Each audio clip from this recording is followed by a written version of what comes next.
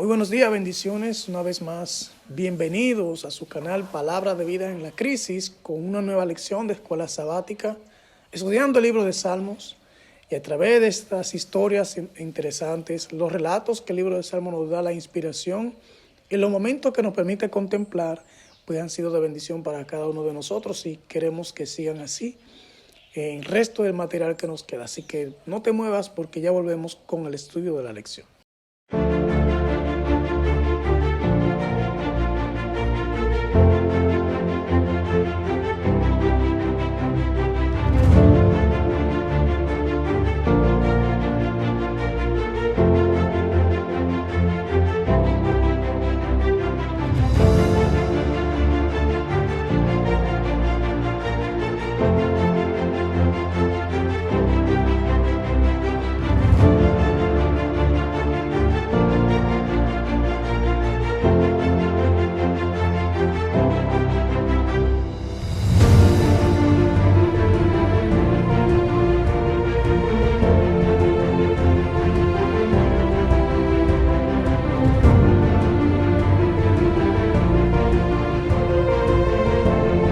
Aquí estamos compartiendo una nueva lección muy interesante. Si la anterior fue bonita, pues esto va como en creciendo, ¿verdad? Y va dando unos nuevos elementos a nuestra experiencia espiritual, lo cual necesitamos cultivar y desarrollar para entrar en la dinámica de la experiencia que el Señor quiere. Porque al final necesitamos construir una vida que de algún modo agrade al Señor y que nos permite entrar en la patria celestial. Pero antes de iniciar el estudio de esta lección, encomendemos nuestras mentes a la dirección del Santo Espíritu de Dios. Oremos. Nuestro Dios, nuestro Padre que está en los cielos, Señor, gracias por tu bondad, tu misericordia. Pedimos la bendición y la dirección de tu Espíritu. Danos gracias, Señor, para compartir estas palabras y ayuda, Señor, que los que la escuchen también sean beneficiados en el nombre de Jesús. Amén. El título de la lección para esta semana es Sabiduría para vivir con rectitud. Sabiduría para vivir con rectitud. Y el versículo de memoria está en el Salmos 90, versículo 12, que dice: enséñanos a contar nuestros días de modo que nuestro corazón adquiera sabiduría. Interesante que tanto el título como el versículo de memoria están conectados y nos dan la idea de que para vivir con rectitud necesitamos sabiduría. Esa sabiduría que viene de Dios. De hecho, en el libro de Santiago, el Señor dice que el que esté falto de sabiduría, pídala. O sea que en cuanto a esto nosotros no estamos huérfanos, ni el Señor nos ha dejado, vamos a decir, a nuestra suerte para buscar en fuentes no sanas la sabiduría que necesitamos para vivir con rectitud delante de Él. La palabra de Dios también brinda instrucciones para una vida justa. Cumplir con la ley de Dios de ninguna manera es una observancia legalista de normas, sino vivir en una relación íntima con Dios, una vida llena de bendiciones. Y yo quiero hacer un énfasis en este punto que acabamos de leer, de la parte del sábado, y es que a la observancia de la ley también debemos integrarle la parte de la experiencia, o sea, de la relación con Dios. Porque a veces cuando decimos relación con Dios lo vemos desde el punto de vista muchas veces solo de la parte devocional, o sea, en el punto de la oración y el estudio de la palabra y ya, pero queda el resto del diario vivir que nos queda. O sea, vamos a decir, si durante el día le dedicamos una media hora, una hora a estudiar y a meditar y a orar, pues queda el resto de las 20 tantas horas que nos quedan, vamos a decir de las 16, 17 horas que nos quedan durante el día. ¿Cómo vivir esa parte de la vida que nos queda del resto del día? Por lo tanto, ahí es donde entra la parte de los mandamientos, de la ley de Dios, de cómo debemos comportarnos y relacionarnos primero con Dios, conforme a los 4 primeros mandamientos, y segundo, los otros 6 que tienen que ver con nuestra relación con nuestro prójimo. Pues es la idea de la ley de Dios, que nuestra vida esté en armonía con Él, conforme a los primeros 4 mandamientos, y también en armonía con nuestro prójimo en cuanto a los otros 6 mandamientos, que son parte vital también de la experiencia del cristiano. Lección del domingo. En mi corazón he guardado tus dichos. ¿Qué quiere decir esto de en mi corazón he guardado tus dichos? La palabra corazón en la Biblia significa mente. El Salmo 119, del 1 al 16, y el 161 al 168, nos dan esta idea de cómo nosotros debemos tener en mente los mandamientos de Dios. O sea, en el libro de Patriarcas y Profetas, dice del cruce del Mar Rojo al Sinaí, es un capítulo donde el hermano Juan dice que Israel, uno de los de los errores que cometió fue olvidarse. Menciona 5 aspectos que Israel olvidó en su peregrinar por el desierto. Y el salmista aquí clama en esta oración, dice, en mi corazón he guardado tus dichos. O sea, en mi mente he guardado lo que Dios dice. Y es importante en esta época del mundo donde vivimos, donde hay tantos engaños, tantas falacias, tantas fábulas, tantas cosas que no están en armonía con el pensamiento concreto de Dios ni con toda la Escritura, tener en mente lo que el Señor dice en cada aspecto de la vida. De hecho, una de las cosas que nosotros debemos hacer de manera continua, de manera, vamos a decir, recurrente, frecuente, es la palabra que andaba buscando, de manera frecuente, es en cada aspecto de mi vida, si lo que estoy viviendo está en armonía con el plan revelado de Dios para mí. En cuanto a mi alimentación, en cuanto a mi relación matrimonial, en cuanto a mi relación laboral, en cuanto a mi relación íntima, en cuanto a todo lo que tiene que ver en mis esferas de acción, si lo que estoy haciendo está cumpliendo con el plan de Dios de manera específica. Y de verdad que eso nos va a ayudar a hacer un autoexamen personalmente para ver si lo que hemos guardado en nuestra mente es suficiente para vivir con rectitud, según estamos estudiando esta semana. Y quiero leer unos pensamientos que aparecen aquí en la lección del domingo que dice: andar a la luz del rostro de Dios implica cumplir la ley de Dios. Según el Salmo 89:15, ¿no? Andar a la luz del rostro de Dios implica cumplir la ley de Dios, ¿no? Muy interesante ese pensamiento. Y dice también, según Éxodo 12:5 y Romanos 12:1, dice, del mismo modo la vida del justo es un sacrificio vivo. No debe estar manchada por el amor al pecado. Una vida dedicada a Dios también es un camino perfecto, lo que significa que la persona toma una dirección correcta en la vida que agrada a Dios. Guardar los mandamientos de Dios no tiene nada que ver con una observancia legalista de las normas. Y quiero hacer un énfasis en este pensamiento, porque muchas veces se trata de legalista, aquel que de algún modo procura observar de manera estricta lo que el Señor dice. Como que hacerlo de ese modo resulta ser legalista. El legalista es aquel que observa la ley para justificarse. Y en ningún modo es el pensamiento que el Señor quiere que nosotros tengamos. La forma legalista lo que busca es justificar su salvación a través de sus obras. Observo la ley de Dios y como observo la ley de Dios, entonces tengo como recompensa la salvación. No, el plan de Dios no es así, porque el plan de Dios es por gracia que somos salvos. Dice el apóstol Pablo que eso es un don de Dios, que no es cosa nuestra. Por lo tanto, la observancia a la ley de Dios tiene que ser el resultado de haber aceptado esa salvación y de un amor producido en nuestro corazón por el sacrificio de Jesús hecho en la cruz por cada uno de nosotros. Y en ningún modo esa gracia nunca nos va a llevar a desconfiar de la observancia de la ley de Dios, sino que al revés, nos anima cada día a cumplirla de la mejor, en el espíritu y en la letra, ¿no? Lección del lunes. Enséñanos a contar nuestros días. El salmista aquí nos está dejando más o menos la idea de que en la medida que vamos viviendo, tenemos que ir aprendiendo de lo que hemos vivido. Eso es lo que significa contar nuestros días. O sea, yo tengo ya tantos años de vida o tengo tantos años en la experiencia cristiana. ¿Cómo he vivido estos años?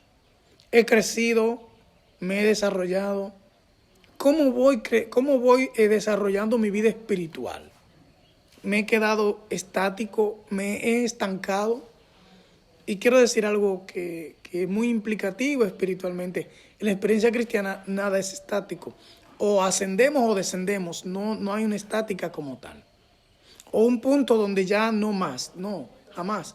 En la vida de cristiano es como la luz de la aurora, que va en aumento hasta que es perfecto. Es como el día. O sea, desde que el sol sale hasta que el sol está en su punto más cálido. Así es la vida del cristiano. Va creciendo, ¿no? Entonces, en la misma medida en que vamos caminando con el Señor, nuestra vida tiene que ir creciendo, mostrar un grado de espiritualidad más profundo, mostrar una sabiduría más definida en cuanto a la manera de vivir. Y eso no necesariamente tiene que ver con una persona que ya tiene muchos años, no. No, la sabiduría de Dios no tiene que ver con la edad, tiene que ver con una relación con Él. Y en la medida que el Señor la va dispensando y en la medida que la vamos necesitando, el Señor la va colocando en nuestras manos. Claro está. Si vemos que tenemos esa necesidad, el libro de Proverbios habla bastante sobre esto y nos dice de que la verdadera sabiduría es el temor a Jehová, ¿no? Y en eso tenemos que estar muy claros. Y quiero leer un pensamiento que aparece en la lección del lunes que dice: nuestro problema fundamental no proviene del hecho de que hayamos sido creados como seres humanos, sino del pecado y de lo que éste ha provocado en nuestro mundo. Sus efectos devastadores se verifican en todas partes y en cada persona. De hecho, el pecado nos limitó, nos degradó, mejor dicho. Y por eso es que necesitamos la gracia divina, la sabiduría divina para saber cómo conducirnos al contar nuestros días. Lección del martes: la prueba del Señor. Y aquí aparece dos historias. Una es la de David y otra es la de José. Que cuando nosotros pensamos en la palabra prueba, pensamos en sufrimientos y en dolor. Cuando muchas veces no necesariamente está implícito esto. Porque el Señor no quiere que nosotros suframos, no quiere nuestro sufrimiento, no, al revés. El Señor trata de que cada día nosotros evitemos el dolor y el sufrimiento, porque eso no es agradable a la experiencia humana. Pero como vivimos en un mundo de pecado, el sufrimiento y el dolor son herramientas de Dios para hacernos entender en el mundo donde estamos viviendo. Porque si no es de otro modo, pues a veces se nos hace difícil entender las cosas. Aquí habla del pueblo de Israel. Cuando dice Israel que Dios lo llevó al desierto, según el libro de Éxodo, para saber lo que había en su corazón, para saber si realmente cuando ellos clamaban por libertad, querían o no obedecer al Señor. Entonces llegó el momento donde escaseó la comida. Providencialmente la comida escaseó y el Señor, ellos se rebelaron ante Dios queriendo volver otra vez a la condición donde estaban, porque en donde estaban podían tener, vamos a decir, comida. Y con comida ya era suficiente. Eso es lo que ellos entendían. Porque veían que ahora en el desierto las cosas eran más difíciles. Entonces aquí aparece un pensamiento de la lección del martes donde dice: el pueblo de Dios no debe repetir los errores de las generaciones pasadas. Esa es la idea que muestra el apóstol Pablo en Romanos 14, cuando él dice que lo que antes se escribió para nuestra enseñanza fue escrito. Pero hay un problema muchas veces, que nosotros al poco escudriñar las escrituras y al poco poner en práctica, regularmente repetimos la historia. De hecho, el hermano Juan dice: la historia se repetirá. La historia se repetirá en medio nuestro. O sea, dentro de la dinámica del pueblo de Dios, la historia se va a repetir. No es que Dios va a levantar a otro pueblo, sino que las circunstancias, las pruebas que el Señor va a permitirnos para estos últimos días, van a probar otra vez la fe del pueblo adventista el séptimo día. En el Salmo 105 muestra que las dificultades fueron el medio de Dios para poner a prueba la confianza de José en la palabra de Dios acerca de su futuro. José no sabía lo que el Señor quería hacer con él. Simplemente el Señor le había revelado unos sueños. Pero en un momento él se vio como que en el futuro Dios lo iba a colocar por encima de sus hermanos y de su familia. No. Él hasta se olvidó de eso en la medida en que fue atravesando las circunstancias que fue viviendo. Y eso lo vemos en la experiencia de José. Más sin embargo, Dios, no sabemos lo que se propone con cada prueba y circunstancia que nos pone por delante. Por eso, la fidelidad que nosotros mostremos en las pruebas determinará nuestro futuro espiritual aquí en la tierra y por ende también en la eternidad. El engaño del mal camino, lección del miércoles. El mal camino aparentemente muestra que es la opción para nosotros andar en este mundo. David oraba en el Salmo 141 para pedir protección contra las tentaciones internas y externas. Aparentemente el Señor Jesús en el Sermón del Monte dice: ancha es la puerta y espacioso el camino que lleva a la perdición. Dice: muchos son los que entran, pero angosta es la puerta y estrecho el camino que lleva a la salvación, pocos son los que lo hallan. O sea, el Señor mostró claramente, y aquí el salmista también está dejando ver esto también, de que muchas veces como que la manera fácil de salir las cosas es la que nosotros necesitamos. De hecho, una de las cosas que la carne humana repele es el sacrificio, la entrega y la abnegación. Por eso quizás muchas veces la gente se rehúye a comprometerse a una experiencia espiritual donde eso tiene que ejercerlo de manera continua. El sacrificio, la abnegación, la entrega, la devoción, el cuidado, o sea, vivir como una vida constantemente negándose a sí mismo y abnegándose a sí mismo, como que no es la dinámica que el cielo quisiera para nosotros.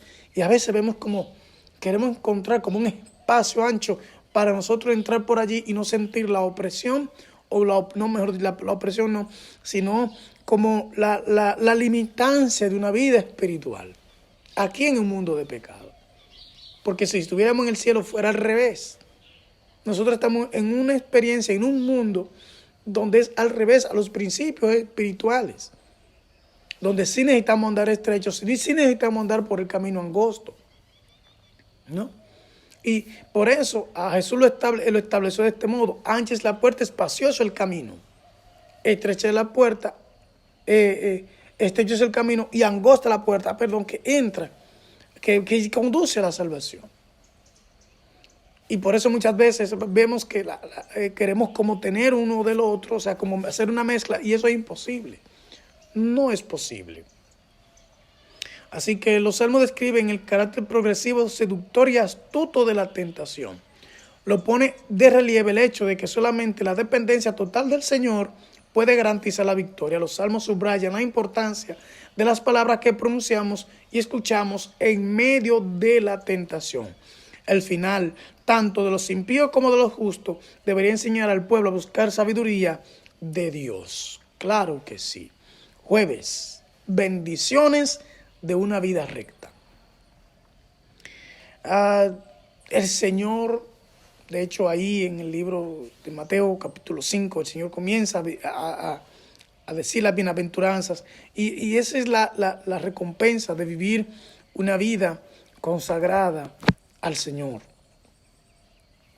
En apariencia el justo no tiene como esa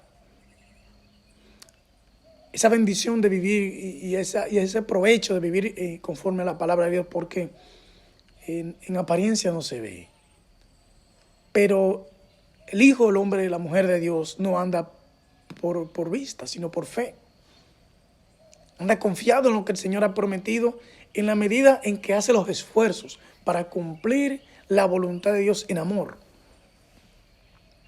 Y cada día el Señor de algún modo deja ver de vez en cuando la bendición que significa obedecerle. De hecho, muchas veces el Señor nos veda los ojos ante las bendiciones que nosotros tenemos para que no nos enorgullezcamos y se exalte nuestro corazón de lo que Él está por hacer y haciendo con nosotros. Por eso debemos caminar por fe. De hecho, debemos vernos bendecidos cuando sufrimos. Debemos vernos bendecidos cuando somos perseguidos. Debemos siendo bendecidos cuando por causa del Señor somos vituperados. Debemos ser bendecidos cuando somos mansos ante las pruebas, cuando nos sentimos pobres espiritualmente y que necesitamos más. Todo esto el Señor lo muestra como una bendición de la vida espiritual.